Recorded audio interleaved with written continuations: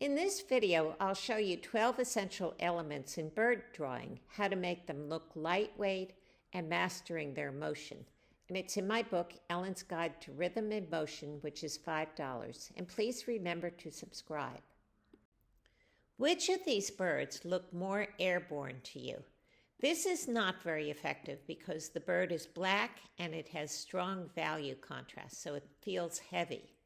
This one is more effective because it is white and it forms weak value contrasts with the background. Translucency is a great way of getting a lightweight feeling. Since we can see through this gown, it feels like it has less weight or mass than one that we couldn't see through. It makes her body lighter than her exposed skin, so there's less value contrast with the background, and the edges are softer. Since the breeze is catching the gown, that contributes to the lightweight feeling. And what about shadows? Well, a translucent gown should cast only a light shadow, if any at all. Rim lighting is another way to make something look lightweight. It's when the sun is behind the object, in this case in the upper left, going like this. The silhouette is emphasized, so the density of the body is reduced. The brightest parts are white and translucent, making the feathers on the wings and the tail look as if light is passing right through them. It separates the subject from the background so the subject doesn't look heavy, and it highlights the delicate features of the feathers rather than the bulk of the body. A fifth way to make something look lightweight is to make the bottom light. And a dark bottom suggests a heavy grounded mass, and a light bottom suggests that there's air under the object, making it appear as if it's floating or drifting upward rather than being pulled down by gravity. Why do these birds look like they can't fly?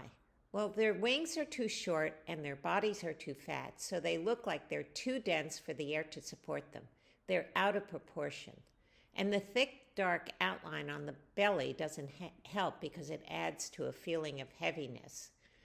The crane is much better because the wingspan is elongated, so it seems to float, and the body is sleeker. And by breaking the outline into the delicate feathered edges, the artist makes the wing look light and porous rather than solid and heavy. And notice that the bottom isn't outlined with a heavy black line, so the bird blends softly with the sun behind it. I think this picture is beautiful because it shows a selective motion blur. Here the head and body have sharp edges because the hummingbird is aiming for the flower right here. So you can see his beak isn't moving at all. And then look at his wings. They're going faster than our eye can catch them. And the tail is somewhere in between. So it's a contrast between stillness and movement. Isn't that pretty? Here's another example of selective blurring, where the head and the body have sharp edges. You can see this wing is fairly sharp, but the edges on this side are soft. And this time the tail is the softest, so it must be moving the most. When all the edges are soft, it looks like a bad photo. And you need hard edges to counteract that. But even with this photo, you can see that this edge is fairly sharp because it's going in the direction of the movement, whereas areas perpendicular to the movement have the most motion blur. This is a painting that looks light and airy, so let's see why it does. It has soft desaturated blues and grays with narrow contrast, so she seems to belong more to the air than to solid earth. And the gown is translucent, so it looks like it's dissolving into the background, and it makes the fabric appear immaterial. There's minimal grounding. She's on her tiptoe, which is the smallest possible point of contact, and it implies that she has almost no downward force.